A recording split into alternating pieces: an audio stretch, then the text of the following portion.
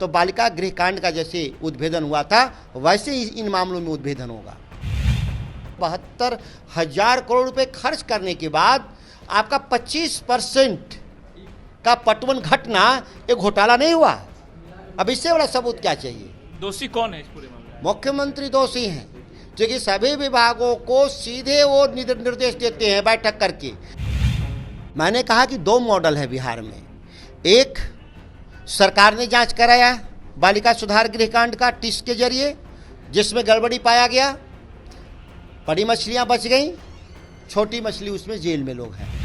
मुख्यमंत्री नीतीश कुमार ने महागठबंधन के सभी जो मंत्री थे उनके विभागों की जांच की बात की, लेकिन महागठबंधन के नेता और पूर्व कृषि मंत्री सुधाकर सिंह हमारे साथ हैं। इन्होंने आज प्रेस कॉन्फ्रेंस करके फिर से मांग उठाई है कि कृषि विभाग और जितने 3 कृषि रोड मैप है उसकी जांच की जाए। फिर से आपने ये मुद्दा उठाया? मैंने इसलिए फिर से इस मुद्दे को जाँच को लेकर के उठाया कि जिस मुद्दे को नीतीश कुमार ने जानबूझ के ठंडे बस्ते में डाला था जांच का, और जब हमने कुछ दिनों पहले सुना सत्ता परिवर्तन के बाद कि विभागीय गड़बड़ियों की जांच चाहते हैं, तो मुझे विश्वास नहीं हुआ।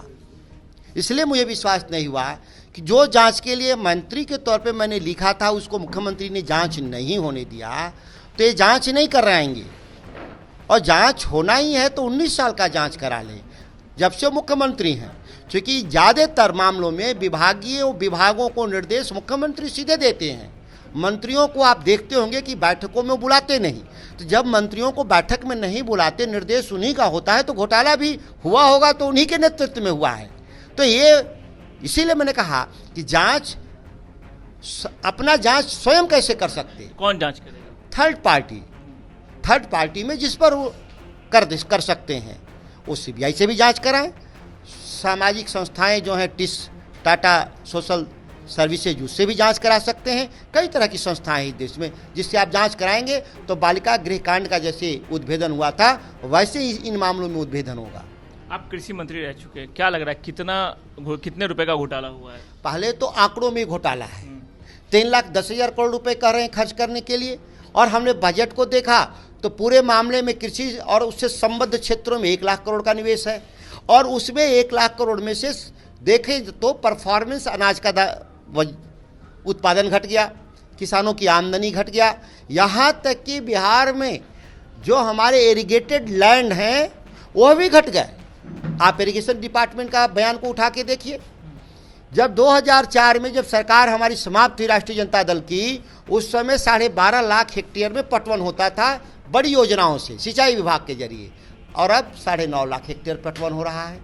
तो ये 72,000 करोड़ इन 19 सालों में सिंचाई विभाग पर 72,000 करोड़ रुपए खर्च करने के बाद आपका 25% का पटवन घटना एक घोटाला नहीं हुआ। अब इससे बड़ा सबूत क्या चाहिए?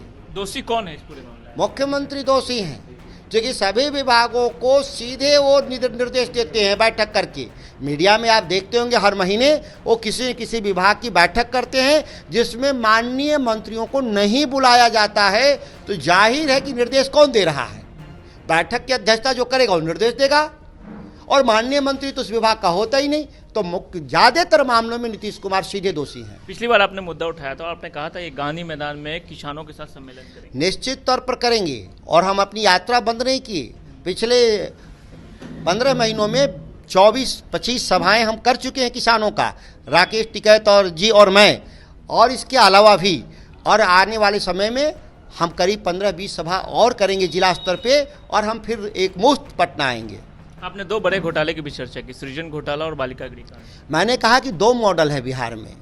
एक, सरकार ने जांच कराया बालिका सुधार गृह कांड का टिस के जरिए, जिसमें गड़बड़ी पाया गया, बड़ी मछलियां बच गईं, छोटी मछली उसमें जेल में लोग हैं। और एक स्वतंत्र रूप से सृजन कांड का खबर आई कि बिहार में भागलपुर जिला में 3,000 करोड़ ट्रेजरी से पैसा गायब, जिसमें अभी तक जांच पेंडिंग है। कुछ छोटे कर्मचारी जेल हैं, बड़े लोग अभी भी बचे हुए हैं। तो ये थे सुधाकर सिंह, कृषि मंत्री, पूर्व कृषि मंत्री। इनका साफ तौर पर यह कहना है कि अब नीतीश कुमार जो कृषि विभाग है उसकी पूरी तरह जांच कराए, सिर्फ बोलने से नहीं होगा, काम करने की जरूरत है। सुजीत कुमार, बिहार तक, पटना।